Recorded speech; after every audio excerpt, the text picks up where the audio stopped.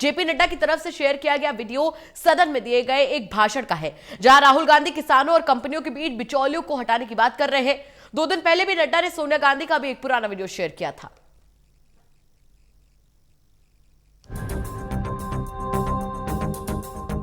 नए कृषि कानूनों के खिलाफ प्रदर्शन करते हुए दिल्ली बॉर्डर पर किसानों को 32 दिन हो चुके हैं। कांग्रेस लगातार इस मुद्दे को लेकर केंद्र सरकार पर हमलावर है और अब बीजेपी अध्यक्ष जेपी नड्डा ने भी अब कांग्रेस सांसद राहुल गांधी का एक पुराना वीडियो शेयर किया और राहुल गांधी पर पलटवार किया है। बीजेपी अध्यक्ष जेपी नड्डा ने वीडियो पोस्ट करते हुए ट्वीट में लिखा कि पहले आप जिस चीज की वकालत कर रहे थे अब उसका ही विरोध कर रहे हैं। देश हित, किसान हित से आपका कुछ लेना देना नहीं है, आपको सिर्फ राजनीति करनी है। लेकिन आपका दुर्भाग्य है कि आपका पाखंड नहीं चलेगा। देश की जनता और किसान आपका दोहरा चरित्र जान चुके हैं।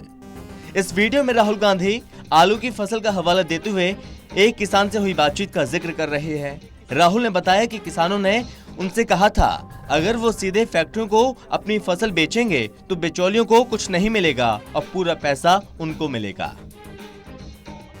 कांग्रेस पूरी तरह से किसानों के आंदोलन का समर्थन कर रही है। जेपी नड्डा के ट्वीट से पहले ही राहुल गांधी ने किसानों का हौसला अफजाई करते हुए ट्विटर पर कविता की कुछ पंक्तियां लिखी हैं। इन पंक्तियों के जरिए राहुल गांधी ने अन्नदाताओं को अपने लक्ष्य की ओर बढ़ने के लिए कहा है। साथ ही कहा है कि उनको रोकने के प्रयास भी किए जाएंगे, लेकिन वे बिना डरे आगे बढ़ते रहें। कुछ साल पहले यूपी में मेरा दौरा था और एक किसान ने मुझसे सवाल पूछा, मेरे पास आया और उसने कहा राहुल जी आप एक बात हमें समझाइए, हम आलू बेचते हैं 2 रुपए किलो, मगर जब हमारे बच्चे चिप्स खरीदते हैं तो 10 रुपए का पैकेट आता है, उसमें 1 आलू होता है। और किसान ने मुझसे पूछा आप हमें बताइए ये क्या जादू हो रहा है। और मैंने उन किसानों से पूछा आपको क्या लगता है इसका कारण क्या है। और उन्होंने कहा कि राहुल जी इसका कारण यह है कि जो फैक्ट्रियां बनती हैं वो हमारे से दूर होती हैं।